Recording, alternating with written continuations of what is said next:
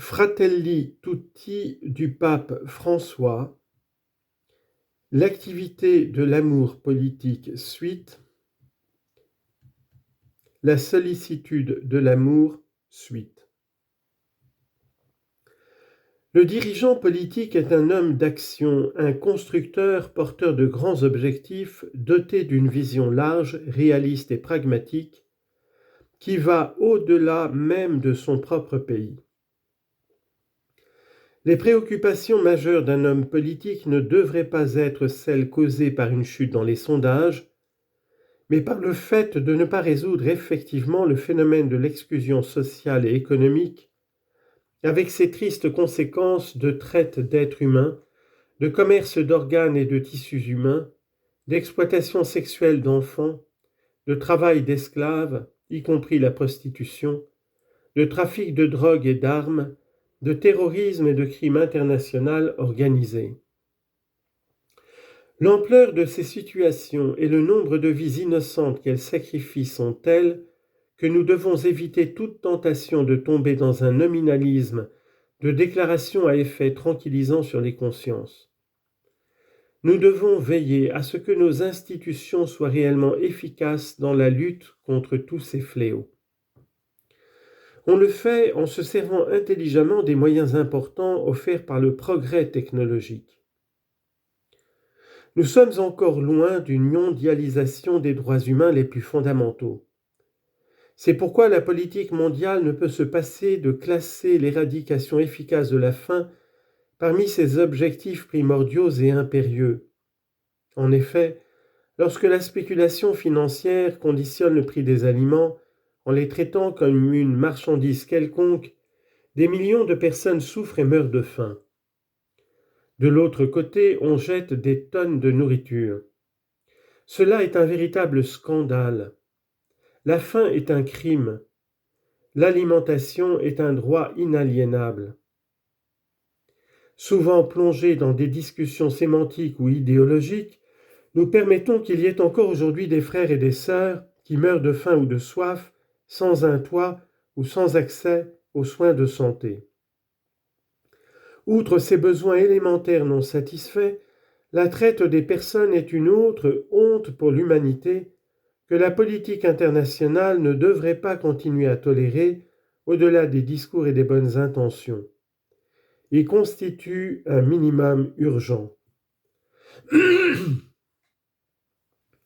Amour qui intègre et rassemble. La charité politique s'exprime aussi par l'ouverture à tous les hommes. Principalement, celui qui a la charge de gouverner est appelé à des renoncements permanents, à des renoncements permettant la rencontre, et il cherche la convergence, au moins sur certaines questions. Il sait écouter le point de vue de l'autre, faisant en sorte que tout le monde ait de l'espace. Par des renoncements et de la patience, un gouvernant peut aider à créer ce magnifique polyèdre où tout le monde trouve une place. En cela, les négociations de nature économique ne fonctionnent pas. C'est quelque chose de plus. Il s'agit d'un échange de dons en faveur du bien commun. Cela semble une utopie naïve, mais nous ne pouvons pas renoncer à cet objectif très noble.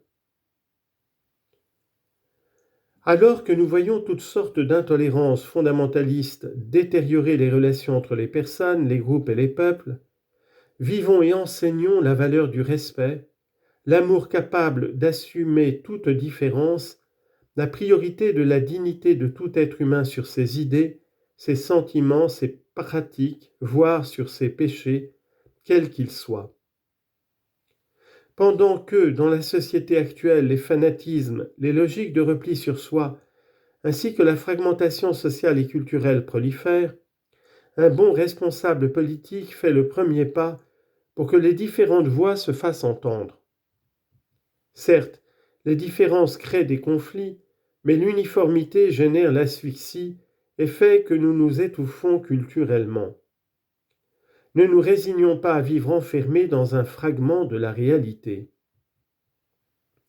Dans ce contexte, je voudrais rappeler que le grand imam Ahmad al-Tayeb et moi-même avons demandé aux artisans de la politique internationale et de l'économie mondiale de s'engager sérieusement pour répandre la culture de la tolérance, de la coexistence et de la paix.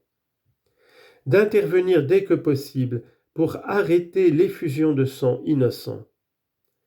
Et lorsqu'une politique donnée sème la haine ou la peur envers d'autres nations au nom du bien d'un pays, il faut s'alarmer, réagir à temps et changer immédiatement de cap. Plus de fécondité que de succès. En même temps qu'il exerce inlassablement cette activité, tout homme politique est aussi un être humain. Il est appelé à vivre l'amour dans ses relations interpersonnelles quotidiennes. Il est une personne, et il lui faut se rendre compte que le monde moderne tend de plus en plus à rationaliser la satisfaction des besoins humains qui ont été étiquetés et répartis entre des services divers. De moins en moins, on appelle un homme par son nom propre. De moins en moins, il sera traité comme une personne. Cet être unique au monde qui a un cœur, ses souffrances à lui, ses problèmes, ses joies, et une famille qui n'est pas celle des autres. On connaîtra seulement ses maladies pour les soigner, ses manques d'argent pour y pourvoir, sa nécessité d'un toit pour le loger, ses besoins de détente, de loisirs pour les organiser. Mais ce n'est pas perdre son temps que d'aimer le plus petit des hommes comme un frère, comme s'il était seul au monde. En politique, il est aussi possible d'aimer avec tendresse. Qu'est-ce que la tendresse ? C'est l'amour qui se fait proche et se concrétise. C'est un mouvement qui part du cœur et arrive aux yeux, aux oreilles, aux mains. La tendresse est le chemin à suivre par les femmes et les hommes les plus forts et les plus courageux. Dans l'activité politique, les plus petits, les plus faibles, les plus pauvres doivent susciter notre tendresse. Ils ont le droit de prendre possession de notre âme, de notre cœur. Oui, ils sont nos frères et nous devons les traiter comme tels. Cela nous aide à reconnaître qu'il ne s'agit pas toujours d'obtenir de grands succès qui parfois sont impossibles. Dans l'activité politique, il faut se rappeler qu'au-delà de toute apparence, chaque être est infiniment sacré et mérite notre affection et notre dévouement. C'est pourquoi, si je réussis à aider une seule personne à vivre mieux, cela justifie déjà le don de ma vie.